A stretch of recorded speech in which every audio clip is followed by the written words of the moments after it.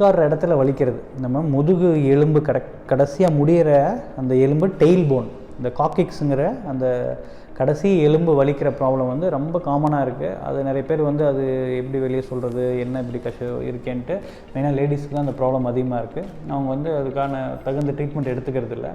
அது சம்மந்தமான ஒரு விழிப்புணர்வுக்காகவும் என்னென்ன வீட்டிலே என்னென்ன ட்ரீட்மெண்ட் பண்ணலான்னு சொல்கிறதுக்காக தான் இந்த வீடியோ. அதாவது இந்த டெயில் போனுங்கிறது நம்ம முதுகு தண்டுவடத்தில் கடைசி எலும்பு, அதுதான் நம்ம தொட்டு பார்த்தா கடைசியாக இருக்க எலும்பு தான் அந்த காக்கிக்ஸுங்கிற போனு. அதாவது இந்த இப்போ இதுதான் நம்ம ஸ்பைனல் கார்டு அப்படின்னா மேலேருந்து கழுத்துலேருந்து கடைசி எலும்பு இந்த இந்த இந்த போன் தான் காக்கிக்ஸ். அதே மாதிரி சைட்லேருந்து பார்க்குறப்போ கடைசியாக இந்த வளைஞ்சிருக்க மாதிரி இருக்க இந்த எலும்பு தான் வந்து காக்கிக்ஸ் டெயில் போனு. அதுக்கு பேர் ஏன் காக்கிக்ஸ்னால் கிரேக்க வார்த்தையில் காக்கிக்ஸ்னால் வந்து குக்குங்கிற பறவையோட பேர் அது. ஏன்னா அதோட பீக் மாதிரி இது வந்து பெண்டாக இருக்குது அப்படிங்கிறதுனால இதுக்கு அந்த மாதிரி நேமு. முதுகில் பார்த்திங்கன்னா அடுத்தடுத்து ஒன்று மேலே ஒன்று செங்கல் அடுக்கி வச்ச மாதிரி நம்ம வெர்டிபிரல் பாடிஸ் இருக்கும், எலும்புகள் இருக்கும். அந்த எலும்பு கடைசியாக முடிகிறப்ப தான் இந்த சேக்ரம், அதுக்கப்புறம் காக்கிக்ஸ் வருது. அந்த காக்கிக்ஸ் வந்து ஒரு சின்ன 3-4 எலும்பு வந்து ஒன்றோட ஒன்று சேர்ந்த மாதிரி இருக்கும், சின்ன சின்ன எலும்புகள். இது ஆக்சுவலாக பெருசாக இதுக்கு ஃபங்க்ஷன் கிடையாது. இதில் நிறைய தசைகள் எல்லாம் ஒட்டிகிட்ருக்கு. இதோட நம்ம உட்கார்ற இடத்துல இருக்க பெருசாக தெரிகிற பட்டில் இருக்க தசைகளும் சரி, அதுக்கப்புறம் அங்கேருந்து முன்னாடி வந்து ஆசன வாய்க்கோ, அதுக்கப்புறம் நம்ம யூரின் வர இடத்துக்கோ எல்லாம் கனெக்ஷன் கொடுக்குற மாதிரி ஜவ்வுகள் வந்து நிறையா அந்த இடத்துல இருக்குது. மெயினாக இது வந்து லேடிஸில் வந்து இந்த எலும்புக்கு வந்து கொஞ்சம் இப்படி மூமெண்ட் இருக்க மாதிரி இருக்கும்.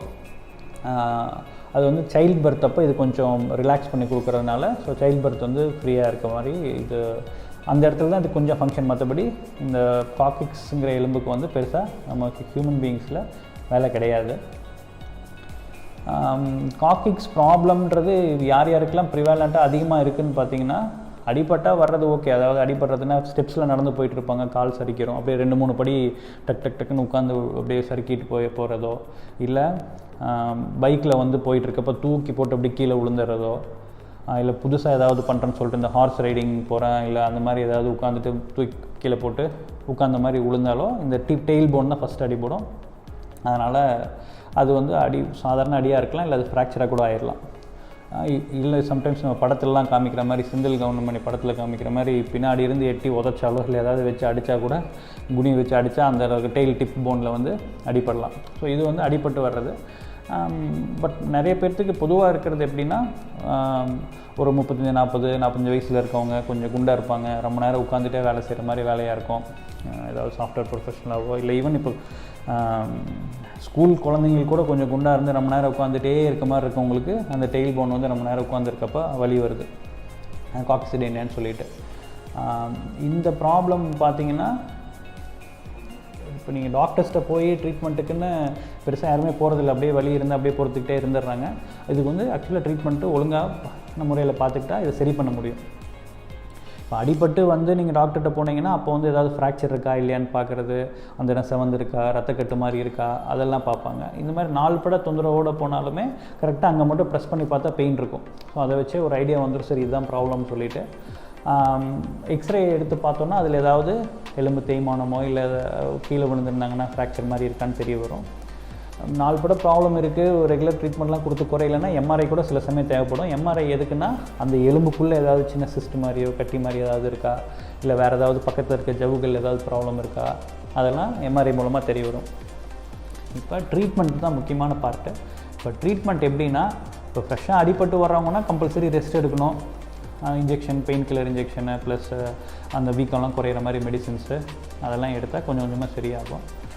இப்போ நம்ம மெயினாக பார்க்குற குரூப் என்னென்னா, இந்த 4 பட பிரச்சனை இருக்கவங்களுக்கு இது என்ன தீர்வு அப்படின்ட்டு. அதாவது உட்கார்ற சர்ஃபேஸ் வந்து நல்லா சாஃப்டான சர்ஃபேஸாக இருக்கணும், ஹார்ட் சர்ஃபேஸ். வெறும் இந்த பெஞ்சில் ஸ்டூலில் அந்த மாதிரி ரொம்ப நேரம் உட்காந்துட்டு இருக்கிறது நல்லதில்லை. இந்த பெயின் இருக்குன்னா நீங்கள் ஈவன் பிளாஸ்டிக் சேரில் இருந்தால் கூட அது மேலே ஒரு சாஃப்டான பில்லோ மாதிரி வச்சுட்டு அது மேலே உட்காந்துக்கிறது நல்லது. அதே மாதிரி ட்ராவல் பண்ணுறீங்க, இப்போ புதுசாக ஏதாவது நீங்கள் ட்ரைவ் பண்ணுறீங்களா, லாங் ட்ராவல் பண்ணுறதுனாலும் ப்ரிஃபரபிளி பஸ்ஸு அந்த மாதிரிலாம் பப்ளிக் டிரான்ஸ்போர்ட் போகிறது நல்லது, தனியார் பைக்கில் போகிறத விட. அதாவது சேஞ்ச் ஆஃப் பொசிஷன் அடிக்கடி இருக்கணும். நீங்கள் பஸ்ஸில் போனீங்கனாலும் கொஞ்சம் எந்திரிச்சு நினைக்கலாம். லாங் ட்ராவலாக இருந்ததுன்னா நீங்கள் உட்காந்து ஒர்க் பண்ணுறவங்களா இருந்தாலும் ஒரு 45 மினிட்ஸ் ஒன்ஸு கொஞ்சம் எந்திரிச்சு நடந்துட்டு திருப்பி வந்து உட்கார்ற மாதிரி பார்த்துக்கணும். இது உட்கார்ற பொசிஷன். அண்ட் அதே மாதிரி உட்கார்ற பொசிஷனுமே கொஞ்சம் ஃப்ரண்ட்டில் லீன் பண்ண மாதிரி இருக்க கொஞ்சம் நேரம் இருந்தால் அதுக்கப்புறம் பின்னாடி கொஞ்சம் போயிடணும். அதே மாதிரி கொஞ்சம் பொசிஷன் சேஞ்ச் பண்ணிட்டே ரொம்ப நேரம் இப்படி சாஞ்சிட்டே இருந்துகிட்டு இருக்கக்கூடாது. அதுக்கப்புறம் பெயின் சிவியராக இருக்கப்போ இப்போ பார்த்தீங்கன்னா சிட்ஸ் பாத்னால் நீங்கள் பாத்ரூம் போனதுக்கப்புறமோ குளிச்சதுக்கப்புறமோ சின்ன ஒரு பிளாஸ்டிக் டப் எடுத்துகிட்டு அதில் ஹாட் வாட்டர் வச்சுட்டு கொஞ்சம் உப்பு போட்டு கொஞ்சம் நேரம் அந்த பெயின் இருக்க ஏரியா அந்த ஹாட் வாட்டரில் படுற மாதிரி கொஞ்சம் நேரம் இருந்தோன்னா அது கொஞ்சம் இதமாக இருக்கும். அது வந்து மெயினாக சிட்ஸ் பாத்துங்கிறது காக்சிக் ப்ராப்ளம்ஸுக்கு பொதுவாக சொல்கிற ட்ரீட்மெண்ட்டு. அப்புறம் வந்து கான்ஸ்டிபேஷன் அதிகமாக அலச்சிக்கல் இருக்கவங்களுக்கு இந்த காக்சிக்ஸ் பெயின் வந்து இன்னும் அக்ரவேட் ஆகி அதிகமாக தெரியும். அதனால் அதுக்கு என்ன ட்ரீட்மெண்ட்டோ அதை ஒழுங்காக மருத்துவர் அன்றைக்கி நீங்கள் உணவு வகைகளில் ஃபைபர் ரிச் ஃபுட்ஸ்லாம் எடுத்துகிட்டு அந்த கான்ஸ்டிபேஷனை கொஞ்சம் தவிர்த்திங்கனாலே இந்த காக்சிக்ஸ் பெயின்னு கொஞ்சம் ரிலீவ் ஆகிறதுக்கு வாய்ப்பு இருக்குது. So main line of treatment இதுதான். அப்புறம் டாக்டர்ஸ் போனால் ஆப்வியஸ்லி மெடிசின்ஸ் கொஞ்சம் கொடுப்பாங்க. லாங் ஸ்டாண்டிங் ப்ராப்ளம் இருந்ததுன்னா நாள் படம் இருந்ததுன்னா மெடிசின்ஸ் வலி குறையிறதுக்கு மெடிசின்ஸ் கொடுப்பாங்க. அது ரொம்ப கிட்னி ப்ராப்ளம் அந்த மாதிரி இருந்ததுன்னா நீங்கள் அதை சொல்லி அதுக்கு தகுந்த மாதிரி டோஸ் கம்மியாக இருக்குது பவர் கம்மியாக இருக்க மாதிரி மெடிசின்ஸ் வாங்கிக்கிங்க. இப்போ இந்த மெடிசின்ஸு எக்ஸசைஸ் பார்ட் பார்த்தீங்கன்னா பெல்விக் ஃப்ளோர் எக்ஸசைஸ்ன்ட்டு இந்த பாத்ரூம் போகிற இடத்த டைட் பண்ணிவிட்டு ரிலாக்ஸ் பண்ணுற மாதிரி எக்ஸசைசஸ்ஸு. அதுக்கப்புறம் இந்த நீ செஸ்ட் இன் பொசிஷன் சொல்லிட்டு இந்த காலை ஃபுல்லாக இது வரைக்கும் மடக்கி டைட் பண்ணி படுத்துட்டு பண்ணுற எக்ஸசைஸ் நீ செஸ்ட் எக்ஸசைஸ். பெல்விக் ஷிஃப்ட் படுத்துட்டு காலை திருப்பி இடுப்பு 2 சைடு திருப்புற மாதிரி எக்ஸசைஸு. இந்த மாதிரி எக்ஸசைசஸ்லாம் ஃபிசியோதெரபிஸ்ட் அட்வைஸ் பண்ணுவாங்க. அதை நீங்கள் ஃபாலோ பண்ணலாம். இதெல்லாம் பண்ணியும் குறையில, இப்போ ஏதோ அடிப்பட்டோம் ஆனால் 5-6 மாதம் ஆச்சு இன்னும் குறையில, இல்லைனா இந்த மாதிரி 4 பட பிரச்சனை இருந்துக்கிட்டே இருக்குன்னா ஃபிசியோதெரப்பியில் அல்ட்ராசோனிக் மசாஜ்னு சொல்லிட்டு அந்த இடத்துல மட்டும் ஹீட் வைக்கிற மாதிரி ஃபிசியோதெரப்பி ட்ரீட்மெண்ட் இருக்குது. அது ஒரு வாரம் 10 நாள் பண்ணால் கொஞ்சம் பெட்டராகும். இதெல்லாம் பார்த்து இம்ப்ரூவ்மெண்ட் இல்லைன்னா ஆக்சுவலாக லோக்கல் இன்ஜெக்ஷன் அந்த இடத்துலையே வந்து எய்தர் ஸ்டீராய்டு இன்ஜெக்ஷனோ இல்லை ப்ரோலோதெரப்பின்னு சொல்லிட்டு இருக்குது, டெக்ஸ்ட்ரோஸ் இன்ஜெக்ஷன். இந்த மாதிரி எங்கள் லோக்கல் இன்ஜெக்ஷன் கொடுத்தா அங்கே இருக்க இன்ஃப்ளமேஷன் எல்லாம் குறைச்சி வலி குறையும். இதுக்கப்புறம் இருக்க ட்ரீட்மெண்ட் ரொம்ப ரேராக பண்ணுறது ஆக்சுவலாக வந்து மசாஜ் பெர்ரெக்டலாக வந்து ஆனஸ் வழியாக ரெக்டம் வழியாக மசாஜ் கொடுத்து அந்த இடத்த வந்து வலி குறைக்கிற மாதிரியோ,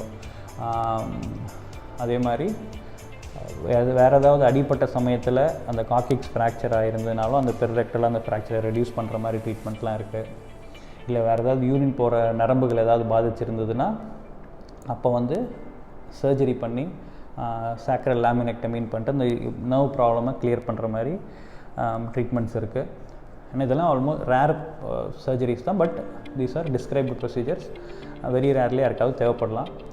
ஈவன் இது எல்லாமே பண்ணி குறையில, இன்ஜெக்ஷன்லாம் போட்டு பார்த்தும் குறையிலன்னா அந்த காக்சிக்ஸ் எலும்பே கூட எடுத்துடலாம். அதுக்கு அவ்வளோ வேலை இல்லைங்கிறதுனால அந்த எலும்பே கூட எடுத்து விட்டுறலாம், அதான் வலி கொடுக்குதுன்னு சொல்லிட்டு. ஸோ இதெல்லாம் வந்து various treatment options for coccyx problem. But மெஜாரிட்டியான பீப்புள் எப்படின்னா வெயிட்டு கொஞ்சம் ஒபீஸாக இருக்கவங்களுக்கு தான் வரும். வெயிட்டு குறைக்கிறது, இந்த சிட்டிங் பொசிஷன் பார்த்துக்கிறது ஒழுங்காக, அப்பப்போ பொசிஷன் சேஞ்ச் பண்ணுறது, இந்த சொல்லிக் கொடுத்த பேசிக் பெல்விக் ஃப்ளோர் எக்ஸசைஸ் பண்ணுறது, கான்ஸ்டிபேஷன் இருந்தால் சரி பண்ணிக்கிறது, தேவைப்பட்டால் சிட்ஸ் பாத் பண்ணுறது, இதுலேயே வந்து அண்டர் கார்மெண்ட்ஸ் ரொம்ப டைட் அண்டர் கார்மெண்ட்ஸ் போடாமல் இருக்கிறது, இதுலேயே வந்து மோஸ்ட்லி ரிலீஃப் கிடச்சிரும். இன்னும் முக்கியமான இன்னொரு விஷயம் என்னென்னா, லேடிஸ் பொதுவாக பார்த்தா சார் அந்த இடத்துல தான் சார் வலிக்குது, அதுதான் சார் ஒன்றும் இல்லைன்னு சொல்லிட்டு ஒழுங்காக ப்ராப்பராக எக்ஸாமின் பண்ணி அந்த பார்ட்டை எக்ஸ்போஸ் பண்ணி பார்க்க முடியாமல் போயிடுறதுனால என்னென்னா வேறு ஏதாவது ப்ராப்ளத்தை காக்சிக்ஸ் ப்ராப்ளம் நினச்சி ட்ரீட் பண்ணுற மாதிரி ஆயிடுது.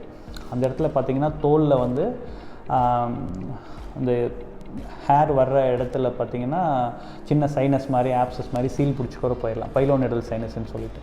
அந்த சைனஸ்ன்ற விஷயம் தெரியாமையே காக்சிக்ஸ்க்காகவோ இல்லை பேக் பெயின்காகவோ ட்ரீட்மெண்ட் எடுத்துகிட்டு இருக்கவங்க நிறைய பேர் இருக்காங்க. அது அப்புறம் பார்த்தா அது அந்த சைனஸ் பெருசாகி அது உடஞ்சி சீல் வந்தால் தான் தெரியும் அப்போ இதுதான் பிரச்சனை, உள்ள எலும்பில் பிரச்சனை இல்லைன்னு சொல்லிட்டு. அதனால் நீங்கள் போகிறப்ப you should del clearly. And நீங்களும் செல்ஃப் எக்ஸாமினேஷன் பண்ணி பார்க்கணும், அந்த இடத்த நீங்களே தொட்டு பார்க்கணும், ஏதாவது வேறு ஏதாவது இருக்கா, தோலில் ஏதாவது பிரச்சனை இருக்கான்னு பார்க்கணும். டாக்டர்ஸ்ட்டையும் டீட்டெயிலாக சொல்லணும், கொஞ்சம் எக்ஸாமின் பண்ணி பார்த்துக்கிட்டா ஃபிசிக்கலாக டாக்டர் டெஸ்ட் பண்ணி பார்த்தாங்கன்னா பரவாயில்ல. இப்படி இது ஒன்றும் சரி பண்ண முடியாத பிரச்சனை கிடையாது, காமனாக இருக்க ப்ராப்ளம் தான். உங்களுக்கு யாராவது நீங்கள் பாதிக்கப்பட்டிருக்கீங்கன்னா இது உங்களுக்கு மட்டும் கிடையாது, இது நிறைய பேர்த்துக்கு இருக்க பிரச்சனை தான். என்ன அது ஃப்ரீக்வெண்ட்டாக அதை பற்றி ஃப்ரீயாக பேசிக்கிறது இல்லை வெளியே, அதனால் அது அப்படியே அதுக்கு வலி பொறுத்துக்கிட்டே நிறைய பேர் இருக்காங்க. அப்படி இருக்கணும்னு அவசியம் கிடையாது. இந்த காக்சிக்ஸ் அல்லது டெயில் போன் பெயின் வந்து க்யூரபிள் தான். ஸோ முன்னாடி சொன்ன அட்வைஸ் எல்லாம் ஒழுங்காக ஃபாலோ பண்ணுங்கள். தேங்க்யூ.